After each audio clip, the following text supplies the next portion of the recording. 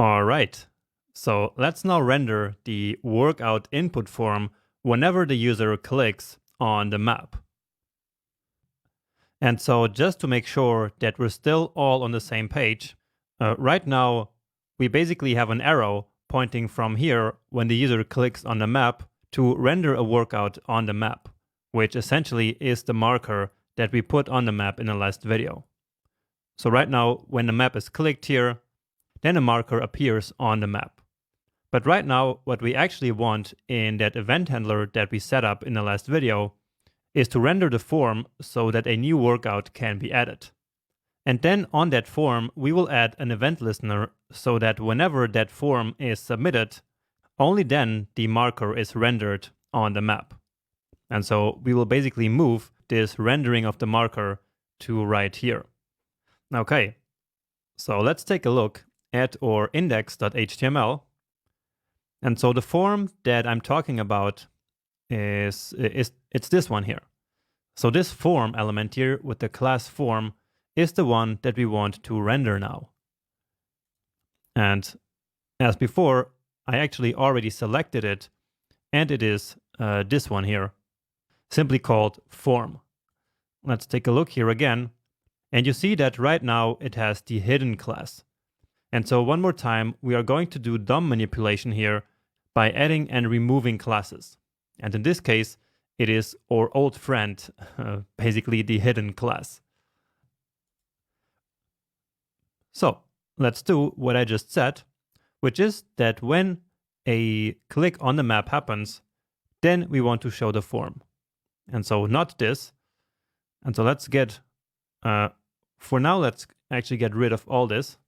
So I will comment it, and later we will need it. And the same actually for this one. And so all we want to do now is to take the form dot class list dot remove and then remove the class of hidden. So let's see. And this is our demo. This is the real one. And as I click here, then indeed the form here showed up on the left side. And now one cool thing that we can do for a better user experience is to immediately focus on this field here. So that's also what happens when we click on the map here. So you see that right away the cursor is blinking there. And so that's actually relatively easy. So all we need is for this input element here of the distance. And again, I actually already selected all of the inputs. And so that's input distance. And we can simply say input distance. So not that one, but this one. And then on that, we can call the focus method. And that's actually it. Very simple, but for user experience, it's a lot better because we can then immediately start typing like this. And now let's add an event handler to this form for submitting it. And for now, we are not going to care at all about the data here. All we want is whenever this form is submitted, that a marker then appears on the page and exactly at the place that was previously clicked. And notice that we actually don't even have any submit button here. So there's no button to submit this form to make it smaller. But remember that whenever we hit the enter key on any of these fields in a form, then that will actually also trigger the submit event on that form. And so that's what we're going to make use of now. And so let's now add that event listener. And so that, of course, we will do outside of all of this. So we will not have an event listener inside an event listener, right? And also this has nothing to do with the geolocation. And so let's do that completely separate out here. So that's form.add event listener. And then, as I just explained, we are going to listen for submit. And so this is the one that will then display the marker. So let's write it here. Okay. And so let's get this code here and paste it here.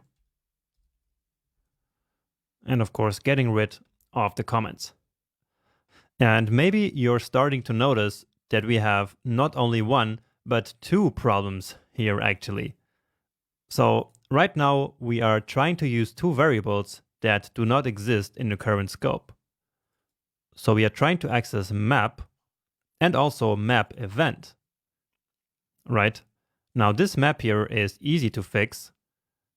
So that map is this variable here, right?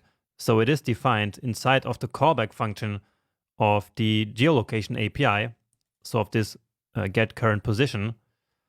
But all we have to do is to basically create a global variable here like this.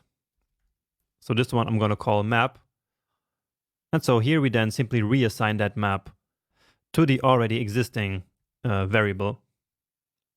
And now for map event, we actually have to do the exact same thing. All right.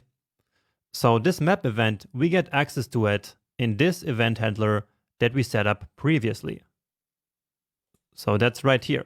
Let's just add a comment here. Handling clicks on map. And don't worry, we are going to fix this entire code here. So this whole mess that we have been building very soon actually. So handling, because yeah, right now it is all a little bit messy, but that's exactly what I was saying in the beginning of this section. So that we will simply start coding without caring for now about the architecture. So without the structure of the code. But very soon we should actually start to think a little bit about this to organize this code. But anyway, it is inside of this event handler that we get access to the map event. So to that object which will contain the coordinates. However, we don't really need it here, right? So here we are only displaying the form, but where we need it is then later when that form is actually submitted. And so basically as a way of passing it here, we will simply also define the map event as a global variable too. So let me here create also map event. And then here we will have to change the name here. So let's just call it map E, because usually I only call events simply E. And so let's now say map event. So this one here, which is the global variable, should be equal to map E. So again, we did this one here because we don't need this map event right here in this function, which is the place where we get access to it. And so we basically copy it to a global variable. And then here where we do actually need it, we will get access to that global variable and can then use the latitude and longitude right here in this function. And so this will already work at this point. So let's wait for the map to load. There it is. I will click here in the middle of the city. And then again, we don't need to care about the data at all.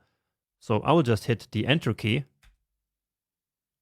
And then maybe for a second you saw it appearing down here, but then immediately the page reloaded. And so the reason for that is because the default behavior of forms is doing exactly that. And so once again, we actually need the event here, and then we need to call event.preventDefault. And so that should now fix it. And so let me click here again. I will just hit enter, and there it is. So now basically the marker appears here in two steps. First, the form is displayed, and then when we submit that form, finally the marker is then rendered here on the map. All right, cool. Let's try another one here. Let's just put some values here. But indeed, that works now. Now this form here is far from complete. For example, all the values here should be cleared, and also the form should disappear after we inputted something. But, well, let's take care actually of the first one now, so clearing all the input fields, but then about the hiding of the form, let's actually do that a little bit later. All right. So let's take all the values. So that's input distance, duration, and cadence, or cadence. I'm not sure about that one. So these three are these three fields. Okay, but then we also have the elevation gain for cycling, and so that's another input, and so we need to clear all of them. Even though this one here is not yet visible, but actually we will take care of that right after doing this one. So let's take these 4 inputs and clear them, and then I will actually show you how we can display this one. So let's do that here. Clear input fields. And so that's input distance. So we can set it equal to the empty string, and then we can actually put them all equal at the same time. So input, let's say duration, then this one, and then finally the elevation as well. So just to test that and to show you the next step here as well. So when we click, let's just put some random values here. Oh, and now we get an error here. So assignment to constant variable. And a good thing that this is happening because I already remember the mistake that I make. And so that is forgetting the value here. So of course we don't want to clear the entire element, right? We just want to clear the value. So this is one that I keep forgetting. I think this wasn't the first time for some reason. All right, but that actually works. And so now finally, what I want to do is whenever we click on cycling here, then this cadence or cadence should change to elevation. So watch what happens here in the demo when I click cycling. Then both of these changed. And if I click again, then that changes back. And that is actually easier to do than you might think, because there is actually an event which is triggered whenever we change the value of this select element. And so let's now listen for that event, and then whenever it happens, we will then basically hide and display the corresponding fields. So that element that I just showed you is this one. So it is the form input type. All right. So form input type, and so it's this one. It's input type. And so let's listen for the change event on that one. So input type dot add event listener. So again, it is called change. And then let's move back actually to the HTML here, just to see how the form is hidden. And so you see that this here is the elevation field. So you see input and then form input elevation. And so that is exactly this one here. So again, form input elevation. So that's the input elevation. And so this is the element that we're going to work with. So let's actually write that here. So input elevation, but then the one that actually has the hidden class, and in this case, the class is called form row hidden. So let's copy that. And so again, the element that has this hidden class is essentially the closest div element to this input field. Or in other words, it is the closest parent which also has this form row class. And so what we're going to do is to toggle this hidden class both on the elevation gain and on the cadence or the cadence. Because these two rows here, so from these two, there will only ever be one of them visible. So whenever this one is hidden, this one should be visible. And when this one is hidden, then this one should be visible. And so what we can do is simply toggle this hidden class here on both of them whenever this change event happens. So I just said a couple of different things there at the same time. So the first thing that we need to do is to select the closest parent with that form row. And so for that, we use DOM traversal and the very handy closest method. And so here we can now specify the class name, or actually a selector. So here we need a fully fledged selector to select an element. So basically, remember, the closest method is like an inverse query selector. So it selects parents and not children. All right. Then we take the class list and then we simply toggle this class here. And then we do the same on the input cadence. So this one. And so by toggling the same class on both of them, we make sure there is always one of them that's hidden and the other one visible. All right. So let's wait for it one more time, clicking somewhere. And so let's wait for it. And yep, that works beautifully. So let's just add one here. And indeed, there it is. Okay, so all of this works very nicely now.